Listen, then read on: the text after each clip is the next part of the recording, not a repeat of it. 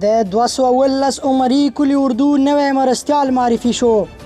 د ملي دفاع وزارت رهبرۍ د لوزندید پر بنسټ د ملي دفاع وزارت د حمایي او امنیت لیوا پخوانی قوماندان ملا محمد عیسی یاسین چې د 217 عمري کلي اردو د نوي مرستیال په توګه ټاکل شوی و، د وسلوال پوځ ستر درستیز لومړي مرستیال حاجي مالی خان صدیق لخوا د یادې کلي اردو منصوبینو ته وروپېژندل شو او خپله دنده یې پیل کړه.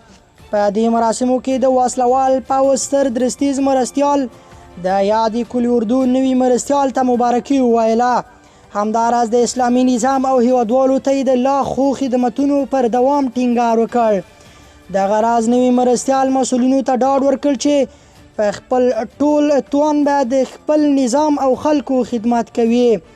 د ونیوار ده چې دفاع وزارت په دې وروستیو کې د خپلو ځواکونو کلي اردوګانو او جزو تامونو د لا ښه او مسلکي توب په خاطر نوې ګمارنې پیل کړي دي.